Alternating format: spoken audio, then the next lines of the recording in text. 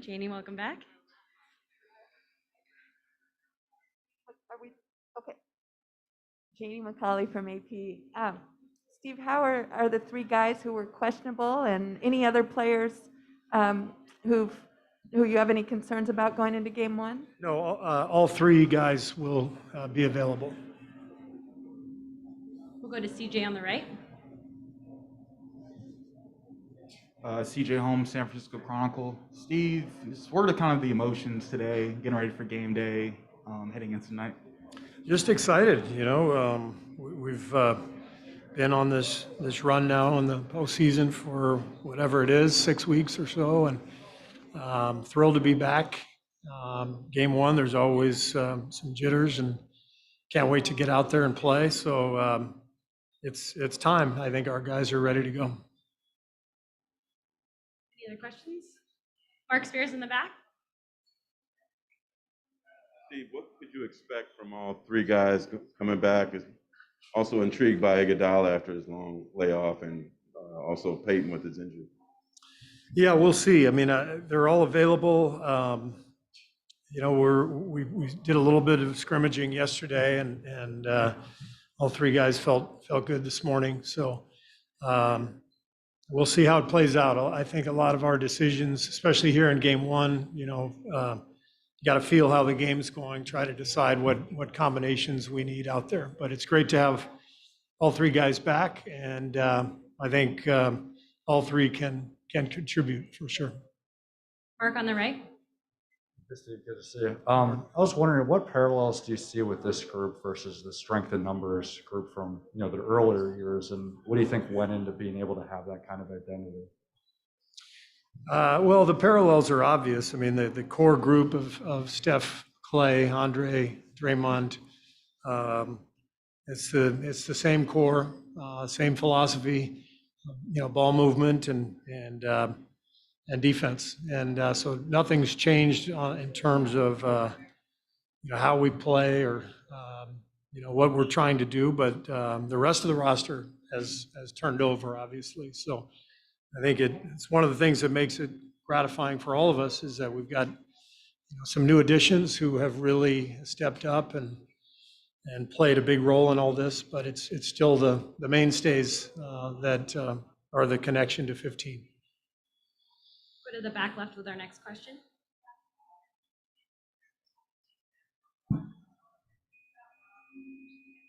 I'm sorry, I can't hear you.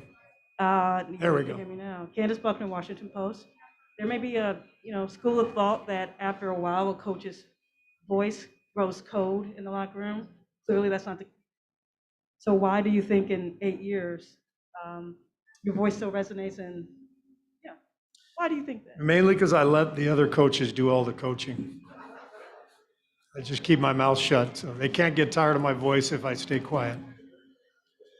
I think we have a very agreeable group, a group of guys that we've built trust with. So it's easy to sustain a longer term arrangement when you have a lot of trust and faith and communication together. And it's been a great group to work with, and I'm lucky that they still listen to me occasionally. Another question on the left. Hey, Steve, Cameron Buford, Voice of the Fans. I'd like to know your thoughts on the inspirational impact that Klay Thompson has had this season on the team versus the hunger of the new guys that try to breathe life into your team. Can you discuss that for a minute? Yeah, that's been a big dynamic for our group is the return of Klay, confidence that he gives us. We anticipated that, at the beginning of the year. I think one of the reasons we got off to a great start is because we knew Klay was coming back and we felt like we could do something special. The silver lining in his absence is that some of our young guys, particularly Jordan Poole, really took advantage of the extra playing time and developed and made huge progress. And now to have everybody together, really for the first time, once the playoffs started, I think our guys have come together and gotten better and better each round.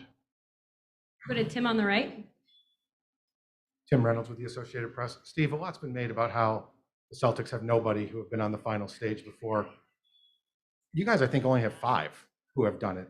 For your guys, that this is going to be a new experience for, have you been in their ear, or have you let the Steph, Klay, Draymond types tell them what those first 6 minutes are going to feel like tonight? Yeah, we've addressed kind of the hoopla, the fanfare, whatever you want to call it. Our players felt it yesterday, at media day. That was unlike anything a lot of them had ever felt.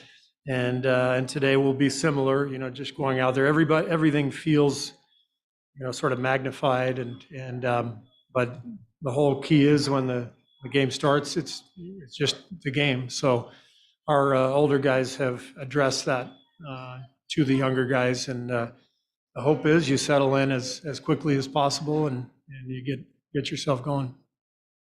Next question in the middle. Yes, Steve, Tim Calcom of The Athletic. You're 21-2 in game ones in your tenure here. Do you put extra emphasis on game one? Is there some explanation you can come up with why you guys have been so good in game ones? Still upset about the two. That's what I dwell on, those two. Now we've had a lot of success because we have great players and they play well together. And we don't put any extra emphasis on game ones. Game ones are usually a feeling out process, especially when you get to the finals. You don't know your opponent as well as you know your conference rivals. But the main reason for that record is we've got great players. Question here in the middle. Steve Al Sarasovic, San Francisco Examiner. This is kind of extension to what Tim asked you about in terms of finals experience, but just looking in this room and seeing it, the media is much bigger for the finals. It's a much bigger deal. How do you cope with that? And does it impact you at all when the whole world is watching? It does help to have been here before, to just feel it and know what's coming. So the only thing to do is just focus on the game, and when you're away from it, try not to get too wrapped up in anything regarding the game. Read a book, watch a movie, take a walk, do something other than stare at all the media stuff. Hi, Steve. Draymond yesterday addressed how Steph leading the way of never showing any ego with whoever it is or ever being, the superstar in the room has influenced the whole group in a way that Draymond says has helped the veterans and the young guys go through this day after day. What does that statement mean to you in terms of Steph just never being the superstar in the room? Yeah, I mean, I've said it many times. You've heard me say it, but Steph reminds me so much of Tim Duncan.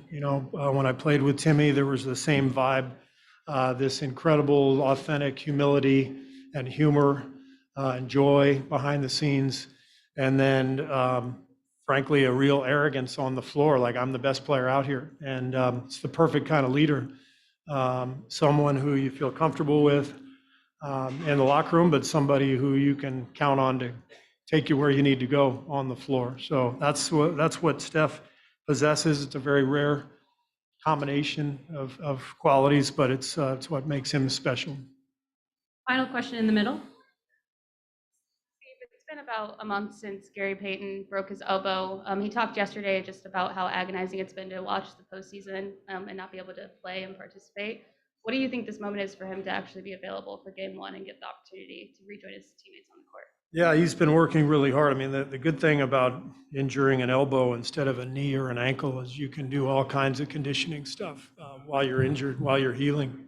And over the last few weeks, I've watched him after every practice doing defensive slides and sprints and handling the ball with his offhand, and then slowly but surely he's been able to progress into left-handed layups and then short shots, and he's kind of progressed further out over the last few days, and it's inspiring to watch him work, knowing how much he wants to play and how much this means to him, given especially his journey and how much he's bounced around to get to this place. So I'm excited for him. Thanks, Coach. All right, thank you.